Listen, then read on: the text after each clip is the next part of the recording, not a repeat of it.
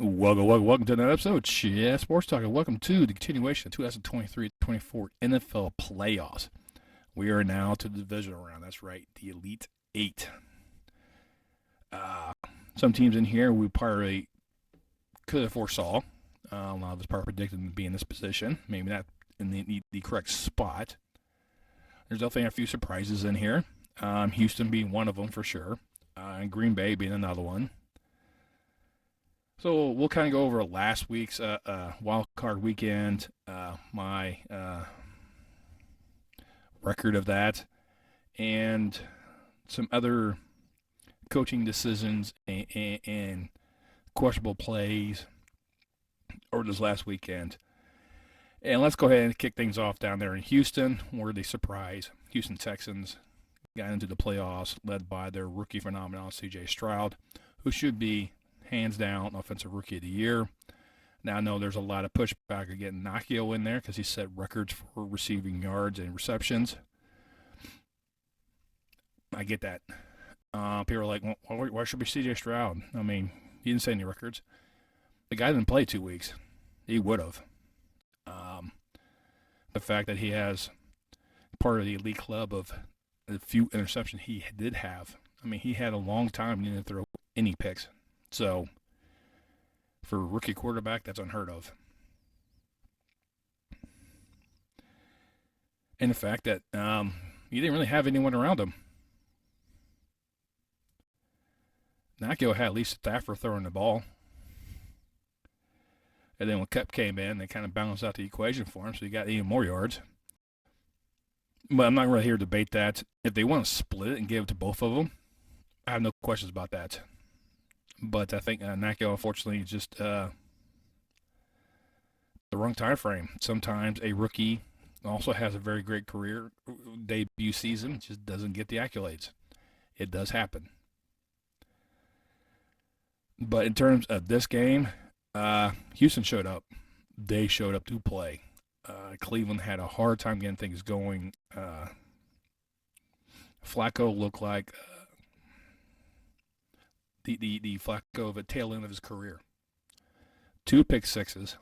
The offense could get anything going against this defense at all.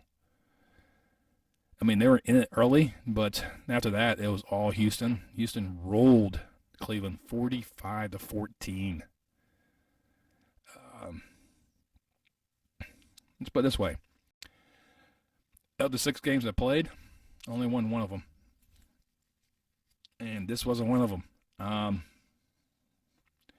This wildcard weekend was really bad for me, and this kicked off a very bad weekend for me. And then the other game on Saturday, which I had to go to Peacock for, was the Chiefs and Dolphins. I picked Miami because I was questioning Kansas City's receiving core. But apparently Miami's is even worse. Mahomes didn't have to be perfect. I mean, 262 yards, a touchdown. Pacquiao, almost 90 yards, a touchdown. The defense did everything it could. It stifled Tyreek Hill. Tyreek Hill did not have time to get off the ball without contact.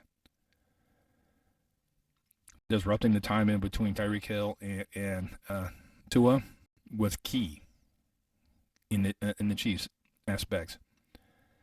Kansas City was able to roll Miami 26-7 to continue their march in the playoffs. And then Sunday, the game between the Bills and the Steelers were postponed due to a blizzard rolling into Western New York. Shocker. So that game got pushed to Monday. So now we headed down to the Big D, where the Packers came to town. And this is where I thought, Dallas could, get that another playoff win. Something they seem to really lack since the days of Troy Aikman. I mean, he had those great years with Garrett's head coach and Tony Romo's the quarterback. Great seasons. As soon as you get the playoffs, choke. So far, it'd be the same story right now with Dak Prescott and McCarthy. And Dak Prescott and Garrett as well. And they showed up, and they didn't show up. The Packers defense stifled Dallas, ran the ball. Dallas couldn't stop the run. Dallas wasn't playing linebacker, so I don't know what Quinn was thinking.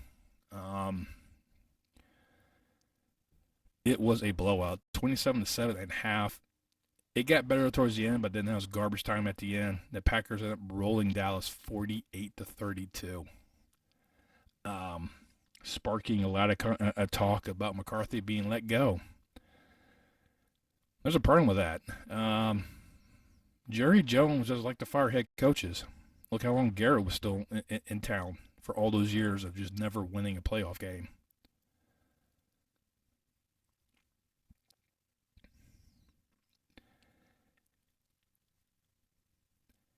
Jones is on the impression it's better to mess with the devil you know than try to go after someone new. Now everyone's like, well, what about Belichick? Belichick and Jerry Jones would not get along at all. They're both of them too much control freaks. Same thing with Vrabel. I think there's no way Vrabel could have been in there as well.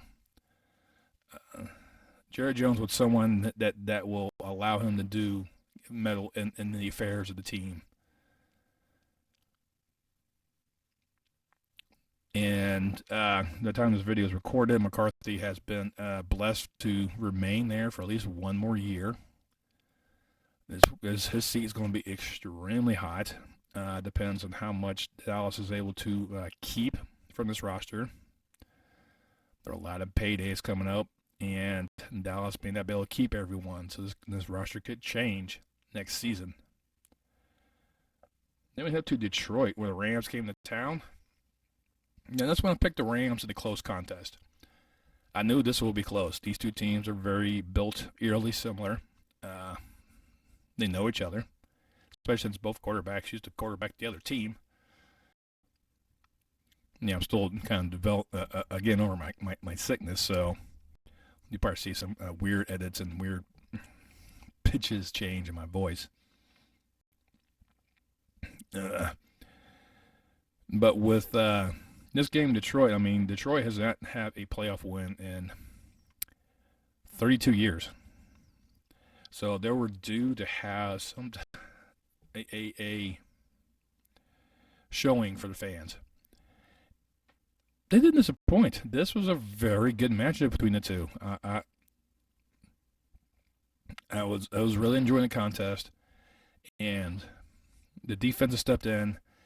There was definitely a hit on Stafford that should have been called for roughing the passer, or Stafford could have been pulled for concussion protocol because you looked at him, you saw him on the ground, and yeah, the lights are on, but no one was home.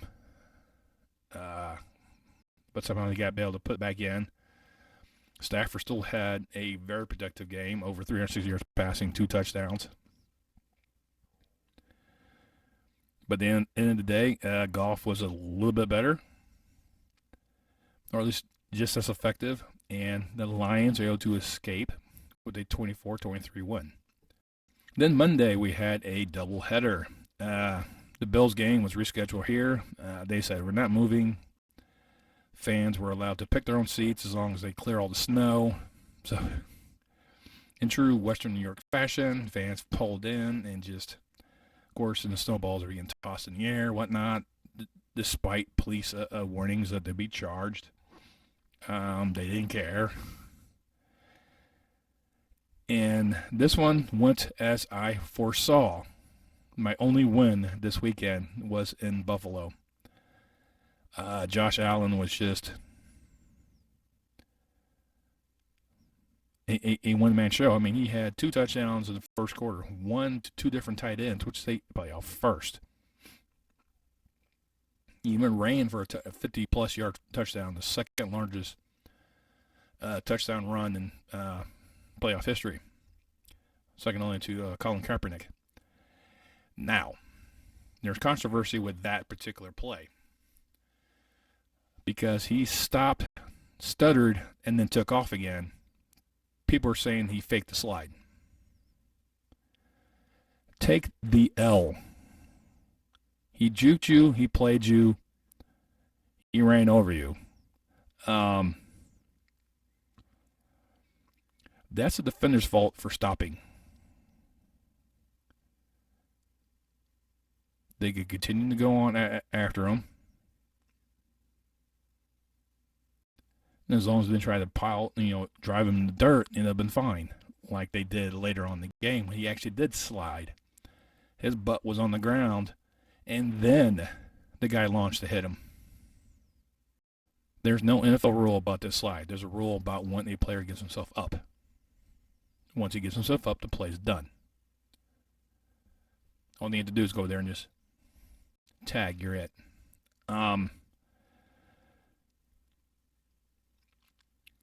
But we'll see.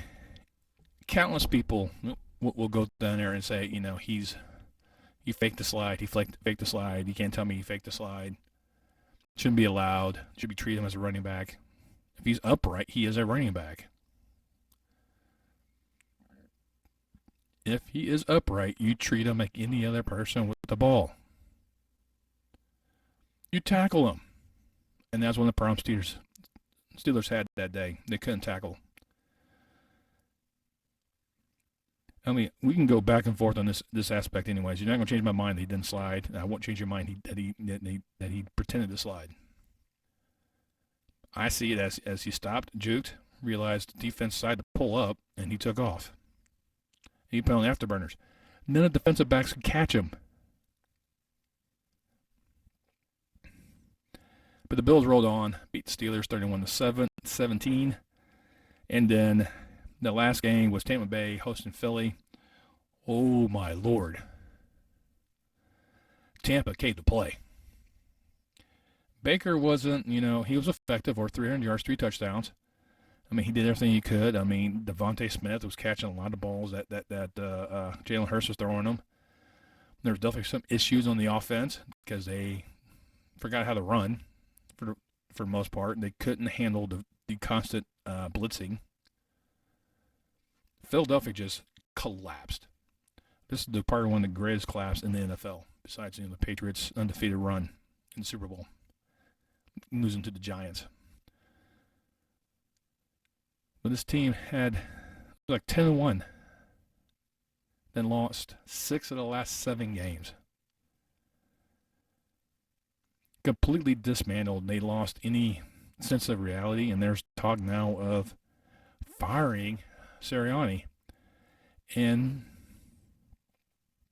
in all aspect, that is the president in Philadelphia. They got rid of Doug Peterson, who won the Super Bowl. Chip Kelly.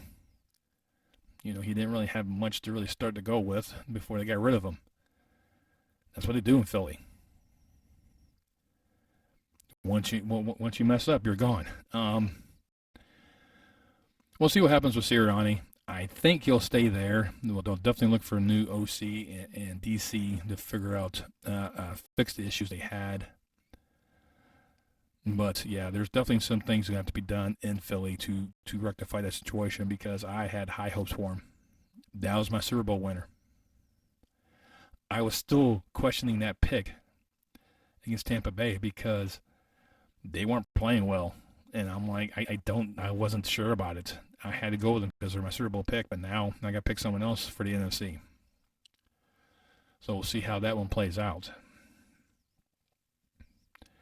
But I had Philadelphia in the beginning of the season, and I just did not deter from that at all. Now it's off to this weekend's divisional round, and we have a lot of quality quarterbacks, a lot of big-name quarterbacks, some young guns in this conversation, and we'll see how things kind of play out from here. First, we'll start off in Baltimore, where Houston coming to town. And right now the line has Baltimore by 9.5. Squash that. It is going to be closer. Houston's going to come in and play. They have nothing to lose for. They will bring it to Baltimore. Can Lamar Jackson find ways around that defense? Yes. Can Baltimore defense stop Houston's offense? For the most part. I do think Houston's going to surprise Baltimore. They're going to take it to Baltimore. But this is where we'll see the MVP caliber Lamar Jackson really shine. He'll find ways to elude the defense, find ways to exploit the holes that the Texans defense will give him, and he will put up the points. However, Houston will battle back. Houston will keep this close. This is not going to be a 9.5-point game. It's going to be like a 3.5-point game. This is going to be close, but I'm still giving it to Baltimore. I think Baltimore right now is the part of the number one team in the league. I think Lamar Jackson is the MVP, and it's going to be a lot closer than people really want. Then we have the Santa Clara where the 49ers take on the Packers, and LaFleur has a really hard time against the 49ers. A very young team goes into San Francisco. San Francisco has a lot of weapons offensively, much like Dallas, but seem to be a little bit better in handling the pressure.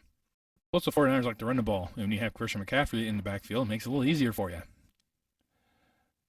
Can the 49ers defense stop Green Bay? I think they can stop them enough to ensure probably a 7-point victory. I will take the 49ers as well. Right now, their line's also at 9.5. I'll go push back on that as well.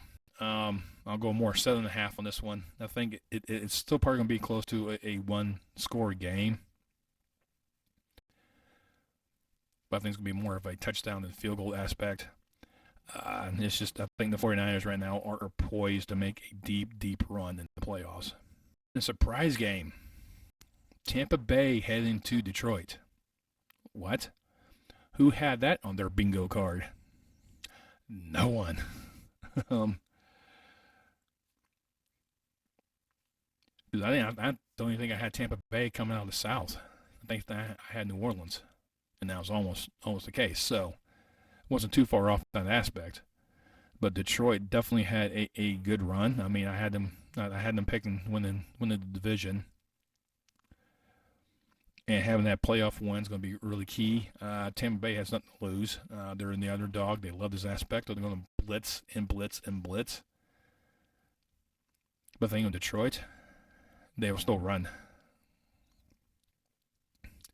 And their defense will also blitz and blitz and blitz. This is going to be a defensive showdown. This is right now favored by Detroit for 6.5.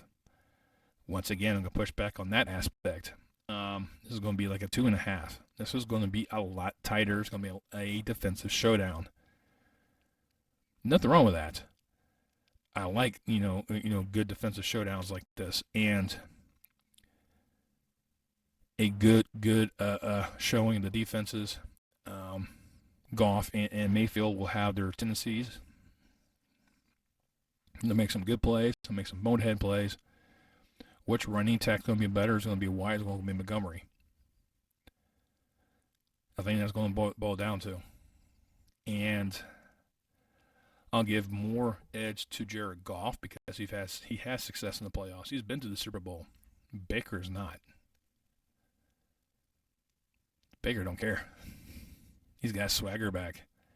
And Tampa Bay is going to take it to Detroit, and there's no doubt about that. But I have a feeling Detroit's going to be just a little bit too much and be able to edge out Tampa Bay to move on to the conference championship game. In a big-time matchup out there in Western New York, that's the Bills will play host to the Chiefs. This is a modern-day rivalry, much like, you think of Packers and Cowboys and 49ers.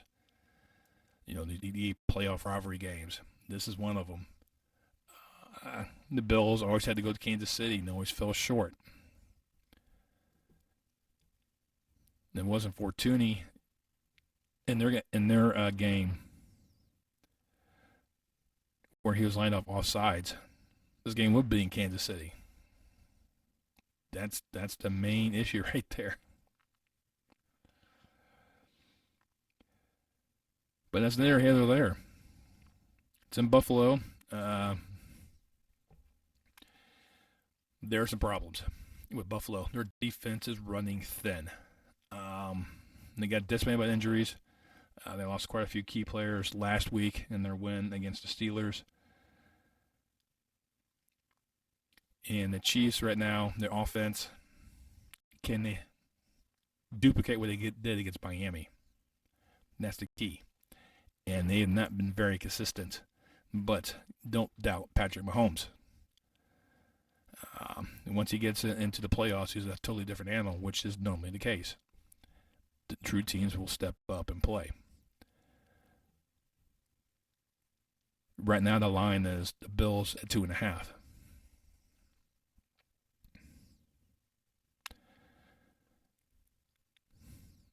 I like that. This is going to be Cook, and Allen's going to run, which will stifle the Chiefs' defense. Snead will be over Diggs, so Diggs right now will have limited access to the ball. So Bills, Allen will have to throw to his tight ends and their receivers. Can the Chiefs receivers step up? Can Rice do it again for Mahomes? He should. The secondary is depleted. The linebacking core is depleted. I think the Chiefs will find ways to make it work on the offense. But I think the Buffalo front should be a different aspect. I think the weather should be another key factor, but they both play in the cold, so it doesn't really matter. But Western New York cold is different than the Plains cold. I like the Bills in this one, only because Bills is my AFC choice anyways. Is that defense has got me, worried right now on if they can hold up against Kansas City. But, this will definitely be a very interesting contest to see who will go, if all goes well, goes to Baltimore. Or who hosts Houston. I mean, there's that one too. But anyways. Well, there are my picks. Once again, I'm taking all the home teams. We'll see if I can do better than 1-5. See if I can at least win another, maybe win 2. Give me 2 wins. Come on. Oh, that wild card was a complete disaster. But once again, quality games all around. You're not going to be disappointed, no matter who you're watching. These are some of the best teams I've seen organized in a while. The Tampa Bay Detroit definitely an interesting matchup. No one thinks had their on the bingo card as a potential playoff matchup. But we'll see what happens from there. Let me know down below about what you think about my picks. My new Super Bowl winner is now the 49ers. We'll see how that one holds up. Since I lost out Philadelphia, I had to pick someone new and have to go with San Fran on that one. But we'll see how things kind of pan out.